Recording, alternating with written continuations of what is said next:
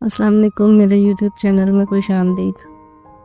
हमारे मोहल्ले में खालदा नामी औरत ने घर खरीदा।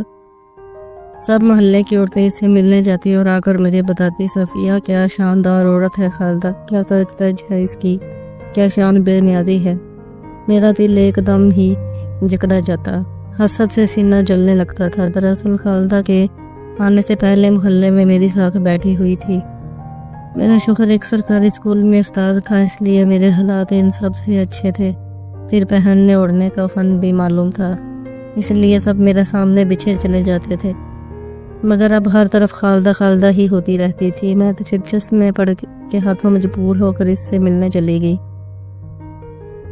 वो बड़ी मिलनसार और हंसमुख औरत थी, मगर एक बात ने मुझे चौंका दिया। वो बोली, मैं तन्हा ही रहती हूँ। मैंने इसके शौहर के मुतल्लिक पूछा तो वो बोली, 10 साल कबल ही मेरी तलाक हो गई थी। मैंने पूछा, तो आपका खर्चा कैसे चलता है? खालदा बोली, मैं खुद कमाती हूँ।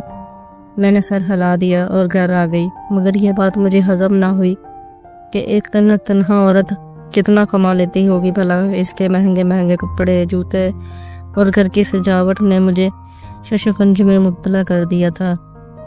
मैंने सोच लिया था कि अब अगली बार खालदा के घर जाऊंगी तो इससे इसके काम की नवीयत पूछूंगी।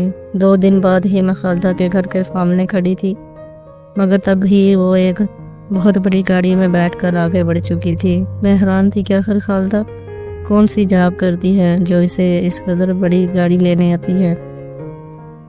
मैंने सोच लिया था कि इस बात का तो मैं सुराग लगा कर ही रहूंगी। मैं घर आई तो मेरी पड़ोसन भी मेरे पीछे ही मेरे घर में दाखिल हो चुकी थी।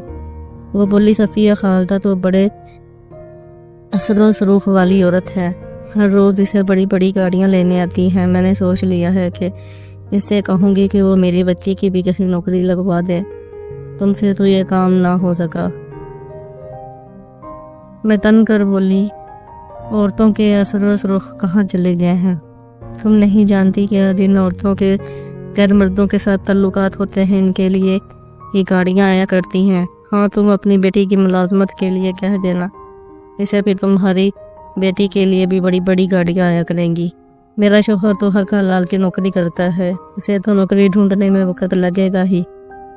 तुम जो बेटी की कमाई खाने के लिए उतावली होती जा रही हो, तुमसे सब्र क्यों होगा?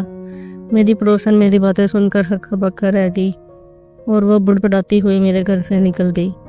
मुझे ना जानने की खालदा की तारीफ सुनकर क्या हो जाता था। मैं तो अपने आपे में ही नहीं रहती थी। मगर बाद में एहसास हुआ कि शायद मैंने एक पाक दामन औरत पर तोहमत लगाकर अपनी आखिरत ही तबाह कर ली है। मगर फिर आहिस्ता आहिस्ता मोहल्ले के बाकी घरों से भी वैसी ही बातें सामने आने लगी जो मैंने इसके मुतल्लिक की थी। मैं भी घर घर जाकर इन बातों को बढ़ावा देती। एक दिन मैं मौलवी साहब के घर गई। मौलवी साहब भी मेरी बहुत इज्जत करते थे, क्योंकि मैं एक उस्ताद की बीवी थी। मैं बोली, मौलवी साहब, हमारे मोहल्ले में एक फितना सर उठा रहा है, आपने इस पर नजर करम क्यों नहीं की? वो हैरान हो गए और बोले, बेटी, किस चीज़ के मुतल्लिक बात कर रही हो?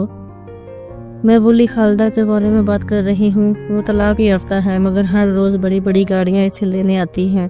इसकी देखा देखी मोहल्ले की बाकी लड़कियाँ भी इस जैसा बनना चाहती हैं। सबकी यही राय है कि इसे इस मोहल्ले से निकाल दिया जाए, क्योंकि इसके चाल चलन अच्छे नहीं हैं। फिर हमारे मोहल्ले में कोई शरीफ घराना रिश्ता लेकर क्यों आएगा? हमारी बेटियां घरों में बैठी बैठी बूढ़ी हो जाएंगी। मौलवी साहब परेशान हो गए और बोले, बेटी, हम बड़े बुजुर्ग मिलकर कुछ करते हैं।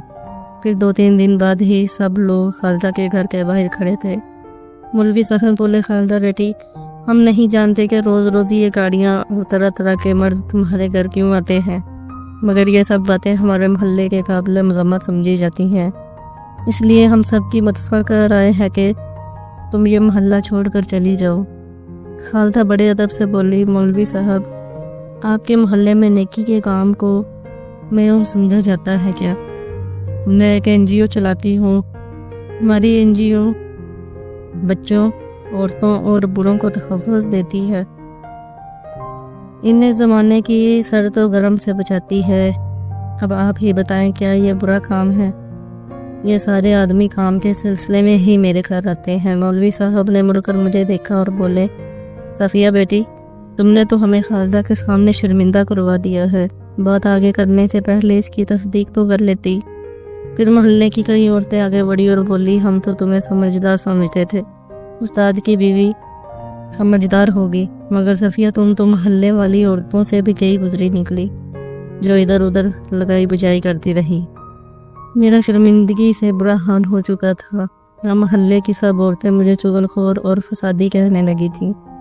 اتنی ذلت میرے لیے ناقابل برداشت تھی، اس لیے شوہر کے ساتھ یہ محلہ ہی چھوڑ گئی۔